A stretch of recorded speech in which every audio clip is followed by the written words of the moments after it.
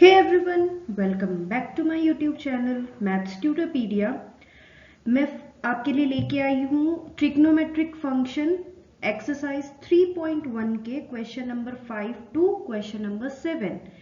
हमने question number 1 से 4 तक कंप्लीट कर चुके हैं और इस एक्सरसाइज को आज हम कंप्लीट कर देंगे। अगर आपको कोई भी डाउट आता है तो आप मुझे कमेंट में कमेंट कर सकते हैं, और अगर आपको ये वीडियो पसंद आता है तो then do like, share and subscribe maths ट्यूटरपीडिया।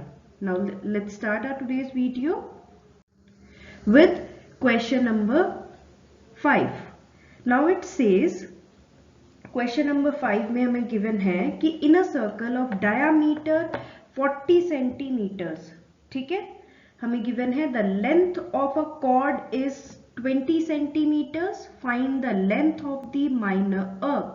हमें ये गिवन है इसके अंदर, ठीक है। तो हम एक सर्कल ड्रॉ कर लेते हैं ताकि हम इसको समझ सके। एक कॉर्ड दे रखी है आपको 20 सेंटीमीटर्स की, ठीक है। कॉर्ड के साथ ही आपको एक डायामीटर गिवन है, राइट। अब डायामीटर से हम क्या कर सकते हैं, रेडियस की वैल्यू निकाल सकते हैं। रेडियस है आपके पास 40 सेंटीमीटर, 40 आपके पास डायामीटर है, तो 20 कितना हो जाएगा आपके पास, रेडियस 40/2 करके किया है हमने ये, ठीक है। ये रेडियस आ गया, रेडियस हो गया, इसका मतलब ये और ये वाली वैल्यूज आपके पास आ चुकी है। दोनों ही कितने हो जाएंगे आपके पास, कितने हो जाएंगे, ये भी 20 हो जाएगा, ये भी 20 हो जाएगा। अगर तीनों की वैल्यू सेम है तो ये ट्राइंगल कौन सा है आपके पास, तो आप बोल सकते हो 0AB आपके पास एक इक्विलेटरल ट्राइंगल है। इसका मतलब यहाँ की जो थीटा की वैल्यू होगी वो कितनी होगी, 60 डिग्री होगी हमारे पास, राइट। तो अब यहाँ पे हम लिख देते हैं इन सब चीजों को कि AB की वैल्यू जो है आपके पास 20 सेंटीमीटर्स है, और OA की भी वैल्यू है 20 सेंटीमीटर्स, और OB की वैल्यू भी हमारे पास क्या है, 20 centimetres. Hence, OAB is an equilateral triangle, is an equilateral triangle।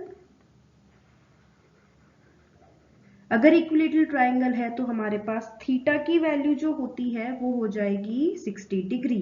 अगर 60 डिग्री है आपके पास और रेडियन में आप कन्वर्ट करना चाहो तो वो हो जाएगी π/3 रेडियन। अब ये कैसे किया मैंने, मैं वापस बता देती हूँ, लास्ट वीडियो इसी को डेडिकेटेड थी। अगर ये कन्वर्जन आपको नहीं आते हैं तो आप प्लीज इसको देखते हुए चलिए, ठीक है। 60 इंटू π/180 हम करेंगे, तो इसको काटेंगे तो आपके पास यही आंसर आएगा, ठीक है। अब हम आ जाते हैं कि हमें निकालना क्या था इसके अंदर, find the length of the minor arc, हमें इसके अंदर बनाना था। तो ये आपके पास आ चुकी है वैल्यू, ठीक है। Length of the minor arc हमारे पास आ चुकी है रेडियन, ठीक है। अब हम आ जाते हैं हमारे नेक्स्ट क्वेश्चन के ऊपर। ये आंसर था आपका, कहने का मतलब ये है, ठीक है।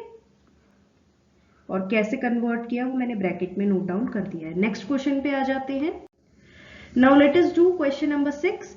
If in to circles arc of the same length subtend angles 60 degree and 75 degree at the center, find the ratio of their radii। पहले हम दो सर्कल्स क्रिएट कर लेते हैं। एक ये मान लीजिए ये सर्कल है और एक ये सर्कल है, ठीक है। आपके पास गिवन है कि अर्क of the same length, length जो है वो दोनों की ही सेम है। अगर सपोज करो यहां से यहां तक ये वाली है, यहां से यहां तक ये वाली है, और अगर सेंटर में अगर ये जो सेक्टर तैयार करता है वो एक तो तैयार करता है 60 डिग्री का और एक तैयार करता है 75 डिग्री का। हमें क्या बनाना है इसमें, find the ratio of their radii, हमें कैलकुलेट करना है। अगर हमें कभी भी centre of the circle theta दे रखा होता है, लेंथ रेडियस निकालनी है आपको, फॉर्मूला यही रहेगा हमारे पास। तो 60 डिग्री इक्वल्स टू, अब 60 डिग्री को कैसे लिख सकते हैं हम लोग, पहली बात तो ये कि π/3 के फॉर्म में लिख सकते हैं।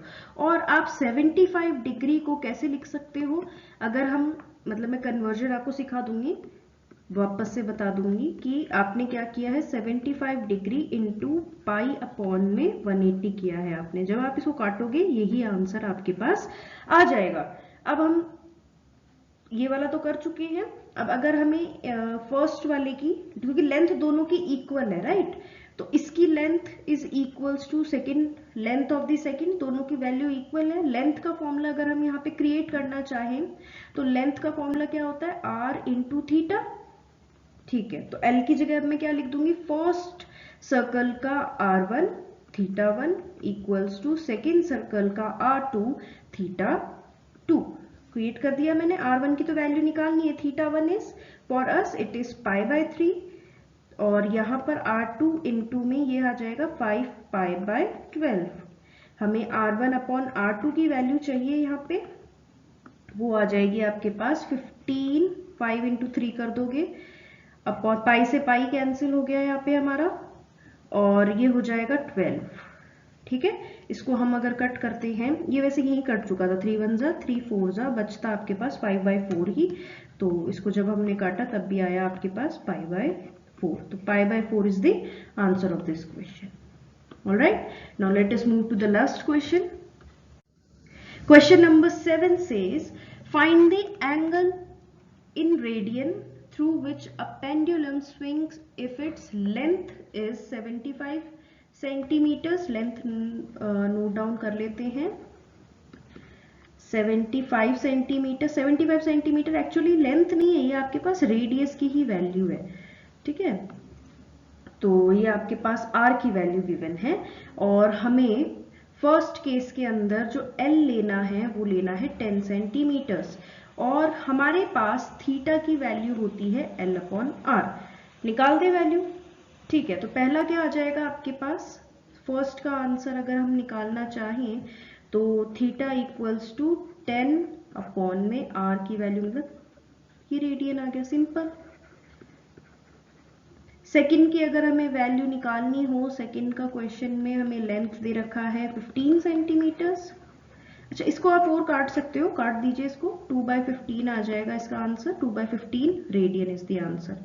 ठीक है, अगर हम सेकंड की पूछे तो second is 15 centimetre, same to same ऐसा ही होगा ये आपका question, 15 centimetre, that mean theta equals to 15 upon 75, और काट दीजिए इसको, तो 5 से काट दो अगर आप 5 से कंफर्टेबल हो तो, अदरवाइज आप 5 3 जा 15 कर दो, और 5 1 जा 5, 5 5 जा 25, 3 1 जा 3 5 जा 1 अपॉन 5 रेडियन, इसका आंसर आ गया हमारे पास।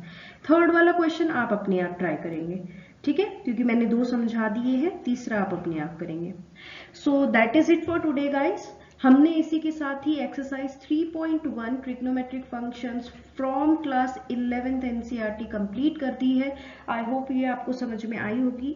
इसी तरीके से मैं आपके लिए अगले सेशन में लेके आऊंगी 3.2 के सॉल्यूशंस, और ये चैप्टर हम लोग बहुत अच्छे से कंप्लीट कर लेंगे। काफी लोगों को इसका फोबिया होता है। I hope I will be able to make you guys understand this chapter easily.